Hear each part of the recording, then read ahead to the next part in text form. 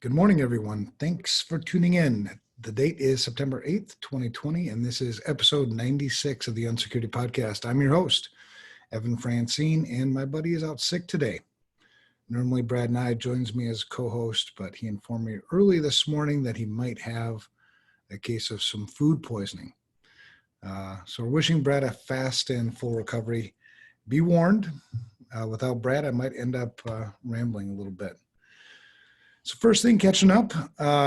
Regular listeners to our show know that Brad and I normally start off with catching up with each other, but no Brad today, so I'll bore you with some of the stuff I've been up to. Had a great weekend this weekend, camping with my wife, my daughter, my good friend Ryan Cloutier. You might remember him from a couple of other episodes that he's been on. He's also a really, really important person over at Security Studio. Also a co-host of mine on the Security Shit Show, if you ever watch or listen to that. And we were also joined by his wife, Amy. Amy's cool too, so that was fun. Bunch of meetings last week, including 11 on Tuesday alone. Good meetings though with Chubb, the big, huge insurance company, very well known and very well respected. The Cybercrime Support Network. If you haven't heard of the Cybercrime Support Network, you should go check them out. They're pretty awesome. It's a great nonprofit with an awesome mission. Kristen Judge is the CEO there and founder. You might remember her from the Women in Security series. She was one of the ladies who joined us there. So had a meeting with them last week. We're collaborating on some cool things together. Also another company called Schneider Downs. They made this thing called Red Lure, which is a really cool open source phishing platform. And when I saw the press release about Red Lure, that's why I originally reached out to them, only to find out that they're like awesome people, good security practitioners, certainly have their heart in the right place. So shout out to Schneider Downs. Had a meeting with them, a couple of meetings with them last week, and I think we have some good things to do together.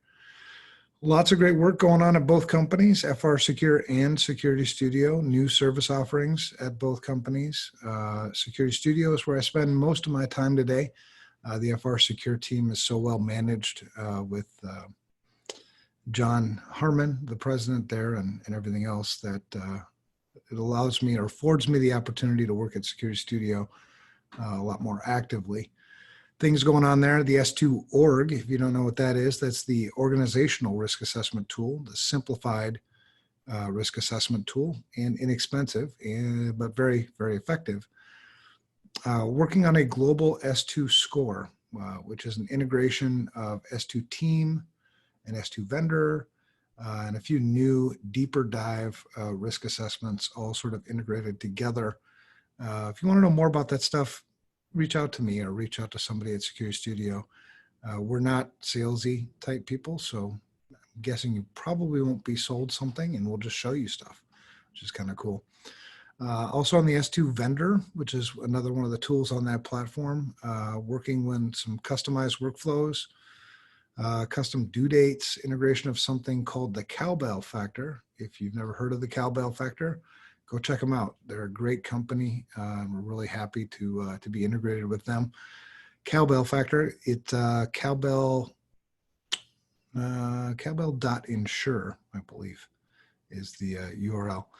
And some vendor breach data news that we've integrated into the S2 vendor. So if you enter in a new vendor into that tool, we'll parse, all the news sources we know of, looking for any vendor breach data, which is kind of nice to know if you're doing work with a vendor that your vendor had a breach. You might want to ask them about it. So that's cool. S2Me, if you don't know about that tool, that's the personal information security risk assessment tool. We're doing a redesign based on user feedback. Definition, we really determined in working with users and listening to what they say that there are actually four, you might have heard me say before that there's information security people and then what I call normal people. And normal people are good. Some people take offense to no matter what label you put on them, but normal is good. So security language, normal language, And now we've figured out, I think, that there are at least 4 dialects within the normal language, meaning we call them the tech dependent, tech enabled, tech aware, and tech challenged are kind of 4 dialects.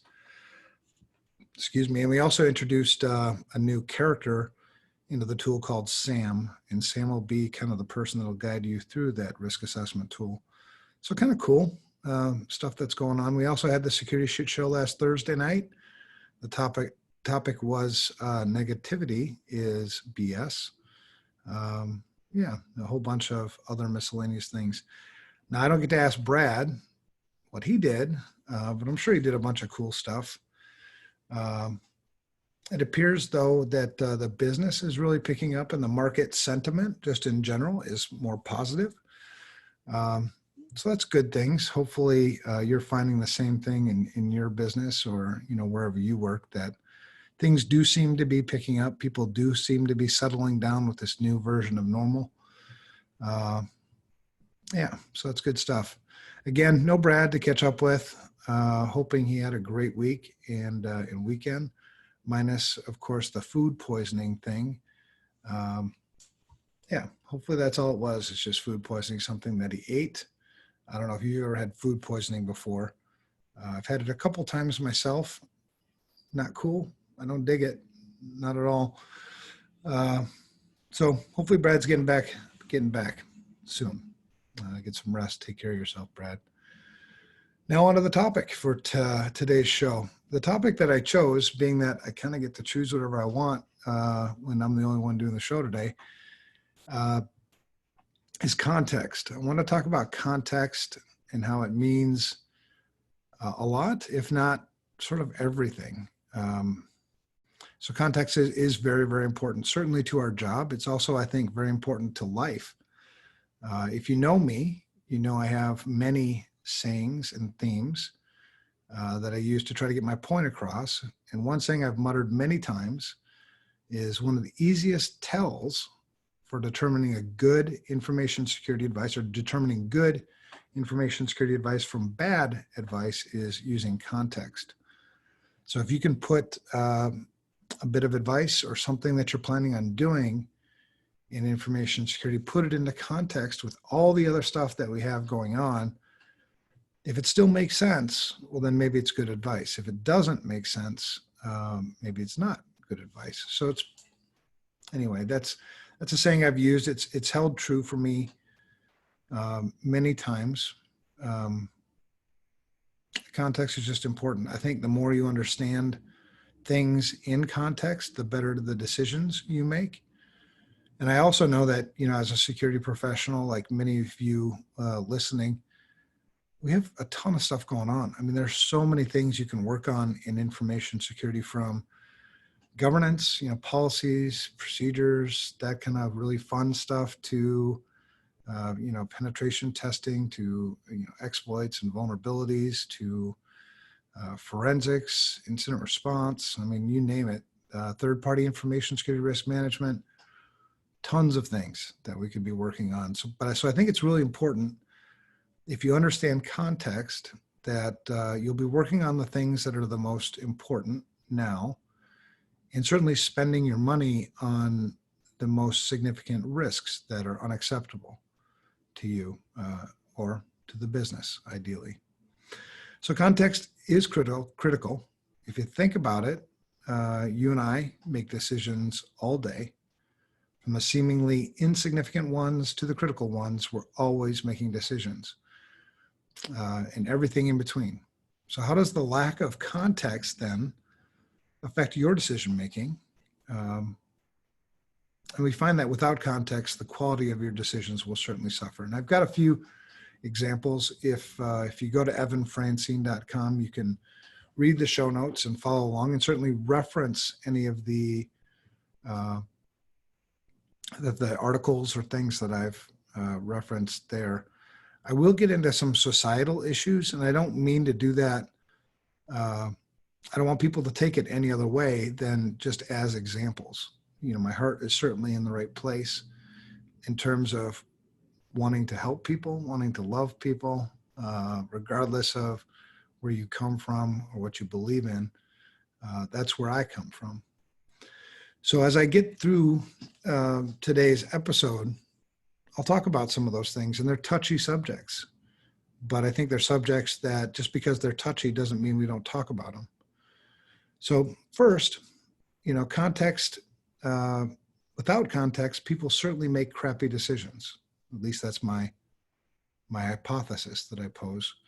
So recent conversation with James, I have an example here. So consider James and Mike, right? Two guys talking about some security stuff. So James says, we get the importance of risk assessment, but we're just not focusing on that right now. We're focusing on partnering with firms with forensics capabilities and setting up, a security operations center. Mike replies, are these our most significant risks to focus on right now? James, we think so. We don't have any forensics capabilities, and we don't feel like we're able to identify events happening in our environment. So Mike replies, what's the environment look like? How many servers? How many systems? How many applications? And James says, well, we've probably got 100-ish servers and a couple hundred applications, I guess. Mike replies, you guess? So the important part about that conversation is James, for better or worse, he might be making the right decision, in not having fuller context of the conversation. James is focusing on getting, a firm, engaging with a firm, a partner that has some forensics capabilities, which would certainly be helpful in the event of an incident.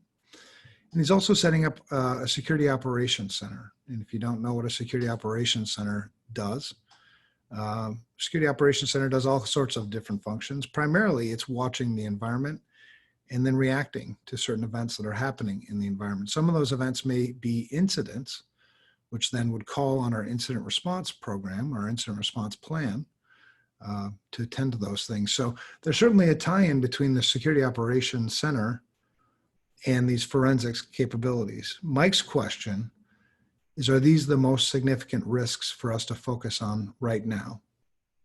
Now, the fact that James, he thought so, or he thinks so, Mike then challenges it a little bit. What's the environment? How many servers? How many systems? How many applications? James replies with, he thinks he's got 100 servers and maybe a couple hundred different applications. And that's where Mike leaves it. You guess. And so is guessing good enough in this case? I'm not sure.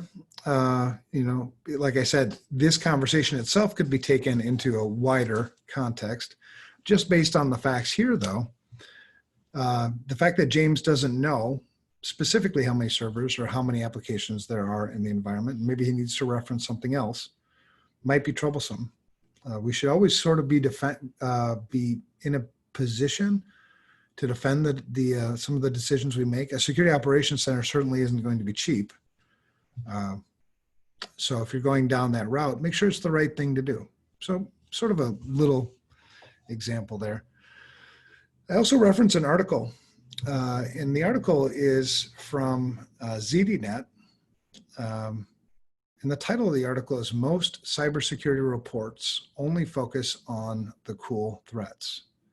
The important part about this article is, according to the article, only 82 of the 629 commercial cybersecurity reports, which would be 13%, published in the last decade, discuss a threat to civil society, with the rest focusing on cybercrime, nation-state hackers, and economic espionage. The point in this particular report is how most of the reports, most of the news that you read in information security really is focused on selling you something. There's always some sponsor to one of these reports. And if it's not focused on selling you something, then they're probably not going to fund the report. So having things focused on cybercrime, nation-state hackers, economic espionage, those are all good things that I can use potentially as fear tactics to get you to buy something from me. Focusing on civil society, maybe not as much of an issue, certainly not in the last decade, maybe more so now. But an interesting article. If you get a chance to go look at the show notes, you can review that. Some good information. Here's another just example discussion between Bill. Bill's the CEO, and Mike. Bill says, "Hey, Mike, we need to stop everything we're working on and take care of this exploit I heard about from a friend." Mike replies, "I've never heard of this exploit. Why do we need to stop everything and focus on it?" Bill says, "Well, my buddy over at XYZ company was just telling me about it and how his company got hit." So Mike replies, "Okay, we'll get right on it." So in this case, we're lacking a lot of context. One, we don't even know if the exploit applies to the company that Bill runs. And just because Bill heard about it from a friend doesn't necessarily mean it's the thing we need to work on right now. It doesn't necessarily mean the thing that we need to stop everything else. Because I'm assuming the things that are going on in the company, certainly with respect to information security, were things that were planned, things that need to happen, maybe. So the fact that we're going to stop everything because Bill heard about an exploit from a friend of his who is over at XYZ company may not be good justification, for stopping everything and attending to it. We certainly need more context. And I think, being in that habit of asking additional questions. Now, there's a lot of other things that we don't have for context in just a simple discussion like this. We don't know what the relationship between Bill and Mike is. It's obviously enough for a "Hey, Mike," and a discussion. So maybe there's a little bit more for asking some additional questions. Now, regulators and auditors are notorious for missing context. And they often take us down the road of compliance management versus risk management. And if you know what information security is risk management. It's risk management in administrative, physical, and technical controls to protect the confidentiality, integrity, and availability of information. So you've heard of the CIA before. One of the things that's missing in the definition sometimes of information security is the fact that it's about managing risk, not eliminating, but managing risk. So penetration testers, especially those who are newer to the industry, are sometimes notorious for getting things out of context. Again, context is critical. And I'll give you some tips, kind of as we get to the end of today's show on some of the things that I do and some of the things maybe that you can do to help put things into context a little bit more. So the same concept applies. There's so many crazy things kind of going on, or seemingly crazy things going on in the world right now. There's this big blurring, I think, that's happening. So the same concept applies to the world around us. And so I'm going to use a couple of examples there to see if it hits a little bit more on just the importance of context. Now, when I talk about COVID-19 and I talk about some of the social justice issues of the day, I don't want you to think any more into it than what I'm talking about. I'm using these as examples because they're things that everybody can relate to right now. Not because I'm biased one way or the other, and I don't want to take you down that path. I just want to share these things. So the information security is unique for sure, but it's not unique in the fact that human beings are the ones making decisions. Context works the same way. So take COVID-19, for instance. And I'm going to use one that's actually personal a little bit because for some of you, that I went to Sturgis. I went to Sturgis at the beginning of August. That's a big, if you don't know what that is, it's a huge information security. It's a huge motorcycle rally. So I ride Harleys. I like Harleys. And me and my wife went out to Sturgis, the big rally, 460,000 people estimated to have been there. And there was a lot of worry about if this was going to be a super spreader event, meaning we go there, other people have COVID and we all share, COVID and then go home and spread it to other places.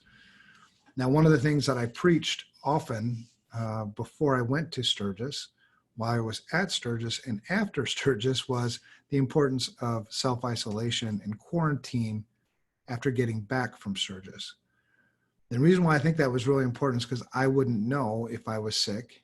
And the last thing I want to do is get somebody else sick because I'm not being respectful, right? I don't, and in worst case, God forbid, somebody dies. So I took those precautions myself and my wife did, as well as my friends that I went with.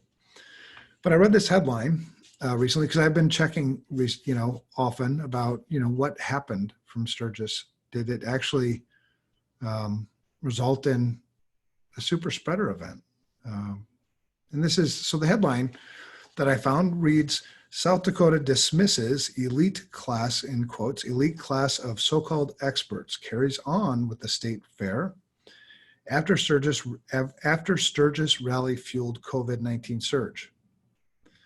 So the words that stuck out to me were Sturgis rally fueled COVID-19 surge. That's a troubling statement.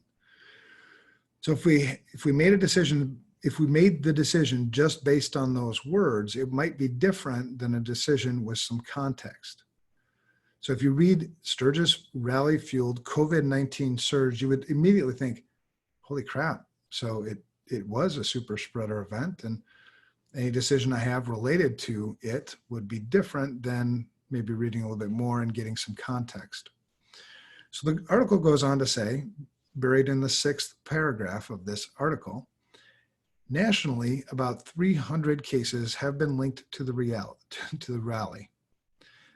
So for some context, there were an estimated 460,000 attendees, 300 cases then, out of 460,000 attendees works out to be about 0.065%. Granted, there will likely be more, but the rally was a month ago now. So putting it into context is important because I will react differently. If I were just to read the title of the article, I would react differently than actually reading some context into it. Hopefully that's making sense. Now, another headline reads, New challenges in U.S. battle against COVID-19 come with the approaching fall season. The article goes on to say the holiday crowds mark the unofficial end to a devastating summer across the country, with COVID-19 infections surging to more than 6.3 million and deaths topping 189,000. Now, the word devastating is not only subjective, it lacks context. So and I want to point out, truly, a single infection and a single death is bad. But in context, it seems a little less devastating. 6.3 million people is about 1.91% of the US population. More than 640,000 people die each year from heart disease, and almost 600,000 die each year from cancer.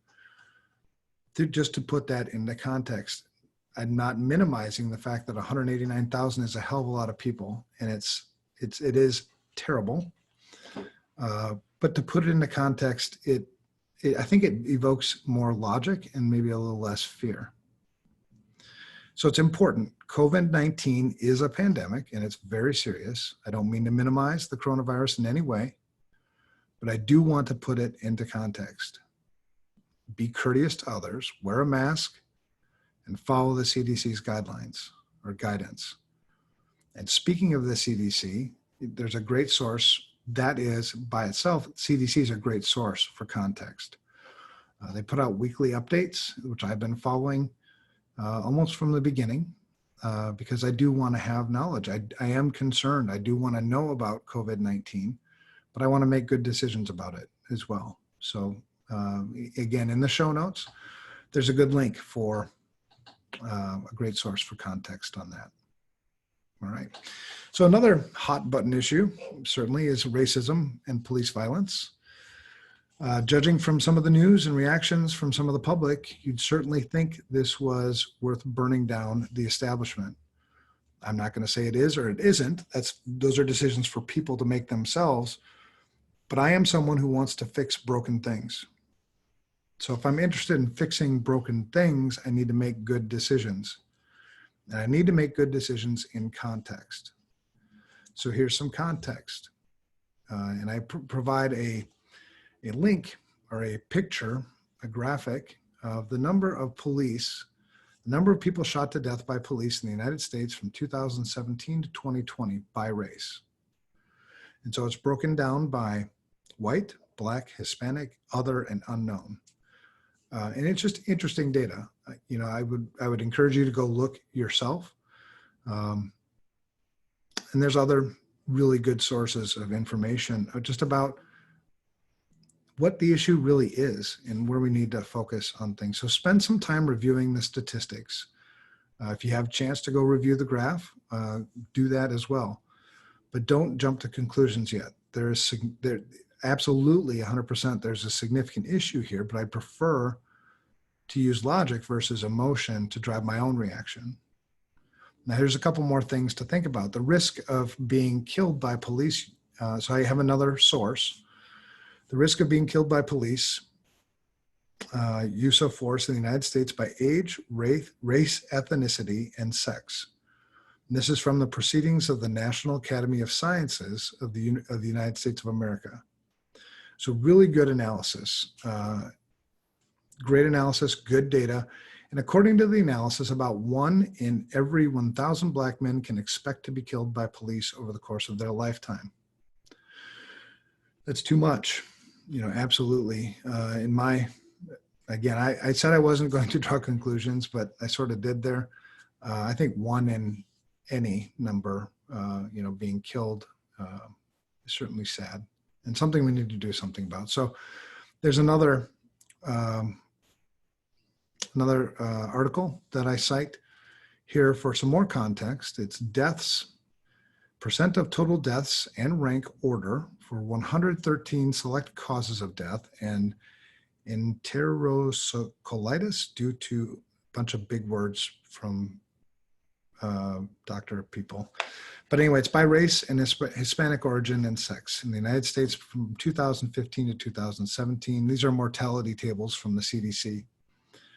Now, really, really interesting information for sure. And I'm not going to draw any conclusions for you. Racism is a thing, and it's a very bad thing. Decisions about what we're going to do about the problem will be more effective, almost guaranteed, with context. And again, important, racism is real, and I'm praying for the constructive solutions. I'm praying for constructive solutions to end racism versus destructive solutions that will probably make it worse. And the point in all of this is just how important context is. Without context, what are my decisions typically going to come from? I mean, they're going to come from bias. They're going to come from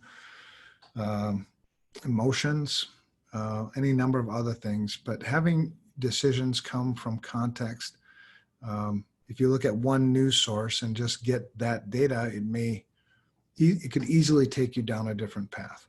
So educating yourself, getting context is really, really important, not just to decision making, but also to problem solving. So if we want to solve some of these difficult problems, context is going to be very, very important for us. So here's another saying I use very often, and it's empty spaces get filled. And I usually use this for a couple of reasons. One, in an incident response, if my communication isn't effective, if I'm not getting my point across, the empty spaces that I'm leaving in my communication, those gaps will get filled. So without context, what do we really rely on? What do we rely on to make our decisions? Usually it's assumptions, it's bias, or it's emotions, or it could be a mix of those things. Now, where we lack information to make good decisions, some of us have a tendency to make up our own information to fill the gap. And you know what they say about assumptions, right? Bias, by definition, is prejudice in favor of or against one thing, person, or group compared with another, usually in a way considered to be unfair. Now, that doesn't sound like a good base for decision making. Emotions are variable. They always play a role in decision making, but it can become a problem when it's a dominant role. Emotions always play a role somewhere, but there's sort of a balance, right, between your left brain and your right brain. Emotions typically live in that right side of the brain. Logic, using facts, context, things like that usually come from the left. So getting those things Getting those things sort of in balance, I think, is really, really important. So emotions like fear, anger, and frustration can easily be played against you and drive you to make a decision you'll come to regret later. All right? Hopefully I drove home something about context. And it's weird talking, to a microphone and not having my buddy Brad to talk to. So, hopefully that all made sense. Context. It's really, really important. So what do you do about it? Excuse me. First, understand that information security. So in our jobs, first I'll start with our jobs, and then I'll go into the worldly things, I think, in terms of advice. And you can take my advice and screw it, just not want to follow it. That's up to you. So what do you do? First, understand that information security is about risk management. Risk itself is the likelihood of something bad happening and the impact if it did.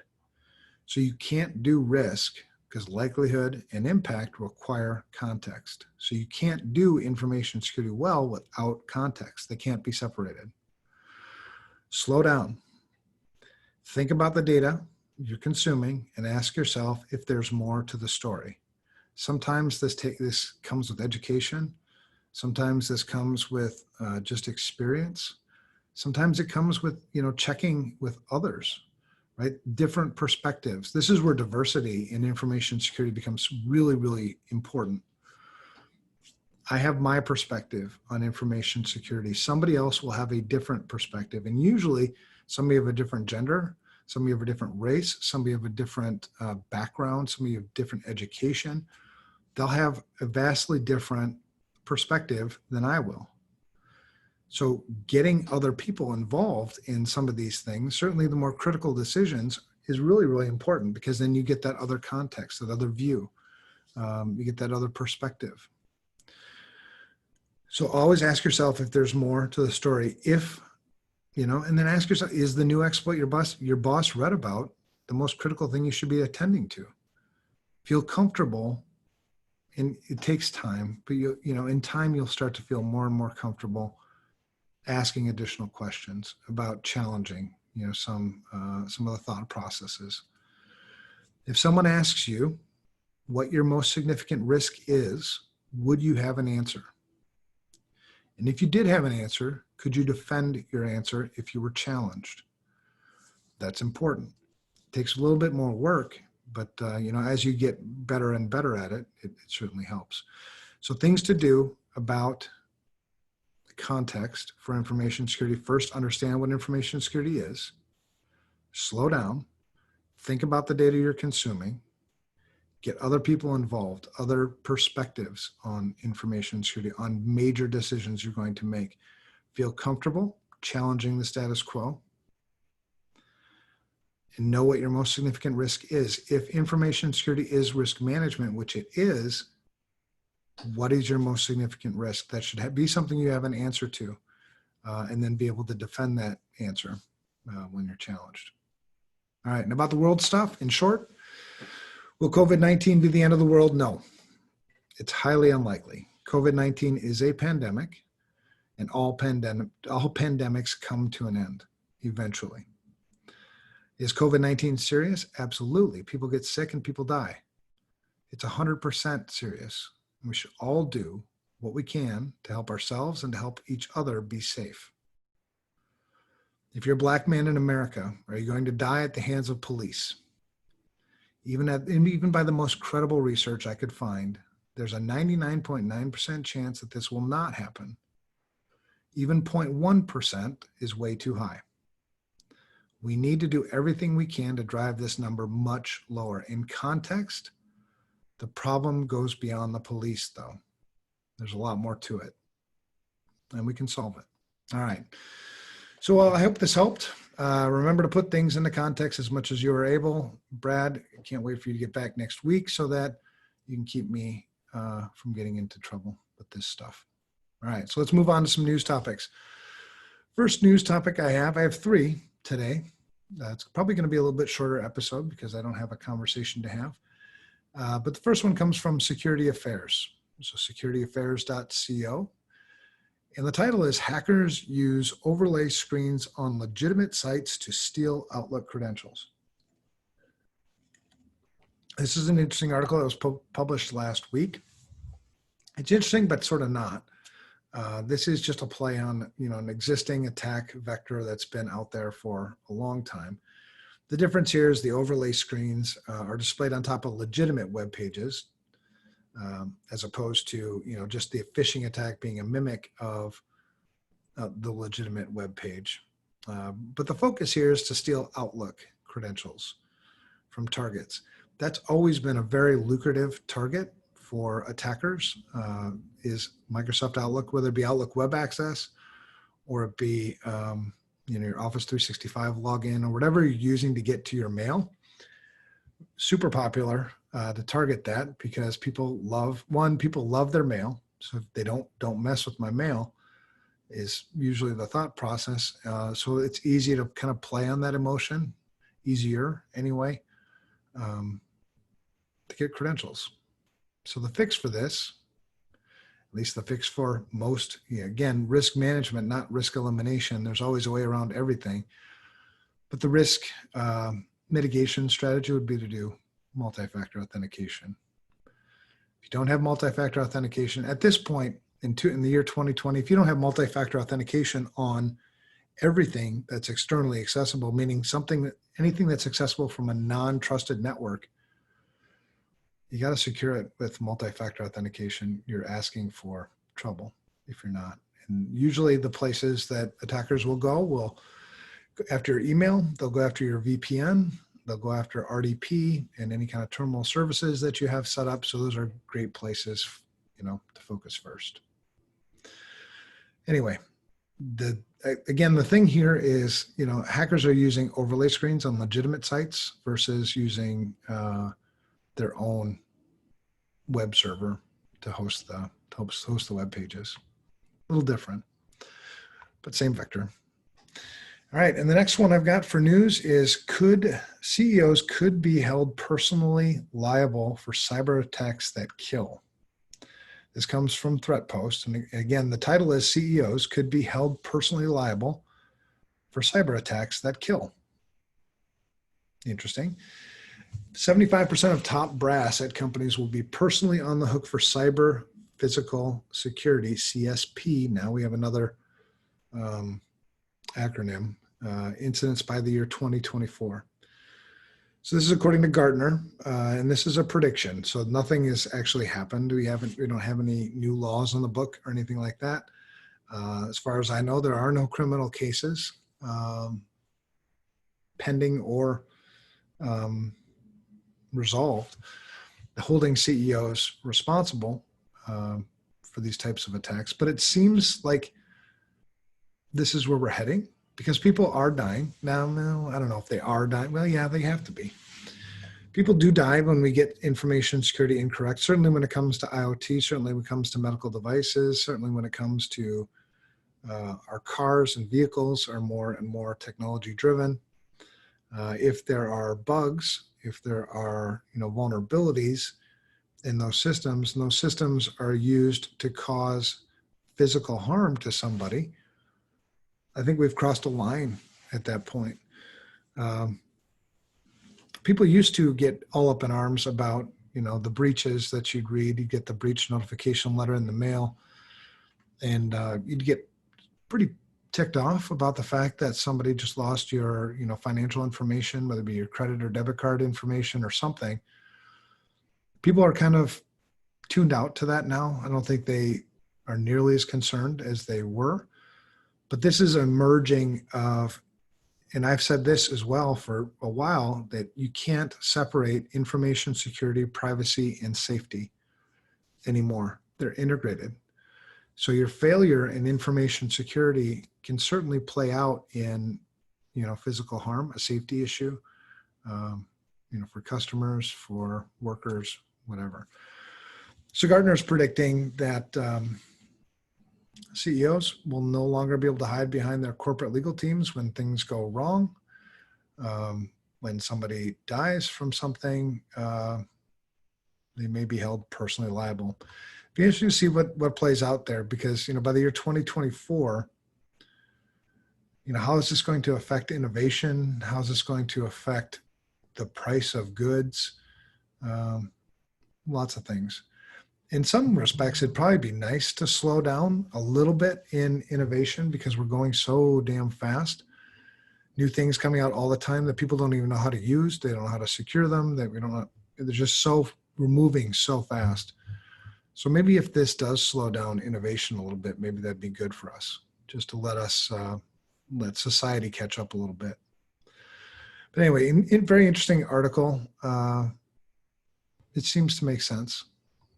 I'm in context. Gartner certainly has better context on those things. The last article I've got is from HackRead, and the title is "Hackers Delete IKEA Database. Company Avoids Data Loss Due to Backups."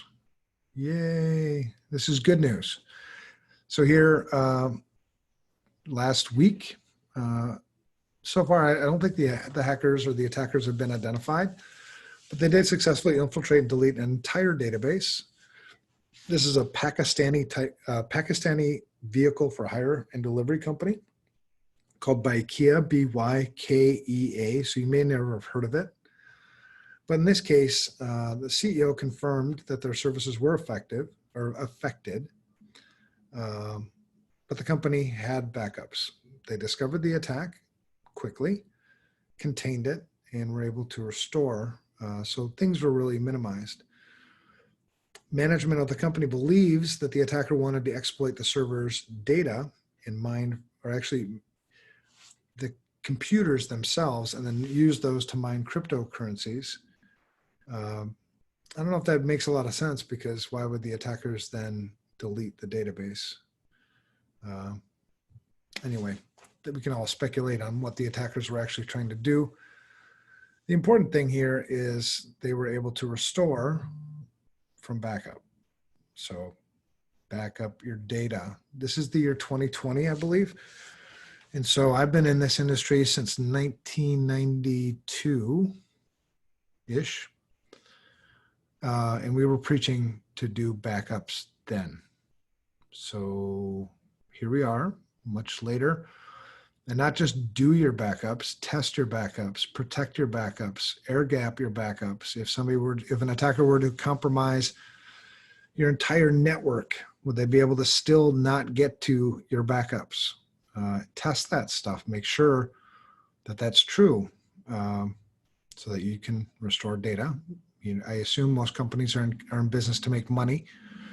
So if that's the case with your company, it's easier to make money when your services are working and when customers can use your stuff. So kudos to Bykea, the Pakistani company, for having those backups and having them be effective. For you listening, make sure you got the same thing. All right, that's it. That's about it. Episode 96 is coming to an end. Lonely again without Brad, but hopefully useful to our listeners. I do have a shout out. I'm just going to give a shout out to two ladies who mean a lot to me, my wife and my 15-year-old daughter. This was Labor Day and we were able to go out for the weekend, and I'm just grateful that they were, they put up with a guy like me and make me better. So that's a shout out to them. We're grateful for all our listeners, and we love hearing from you. So send us your messages by email at unsecurity@protonmail.com, or check us out on Twitter @unsecurityp. If you want to socialize with me or Brad directly, I'm at Evan Francine, and Brad is at Brad Nye. We work for people, and if you want to follow these people, Security Studio is at Studio Security. Again, we're doing all kinds of really cool stuff there. Same with that FRSecure. So, and we're social people. Don't think that because you're going to reach out to us, we're going to send you a bill or we're going to try to sell you something. We like helping, and most of the help I think we do is free. So that's it. We'll talk to you again next week. Tune in and make sure you catch Brad again. That'll be episode 97. So Brad, get better. Thanks much.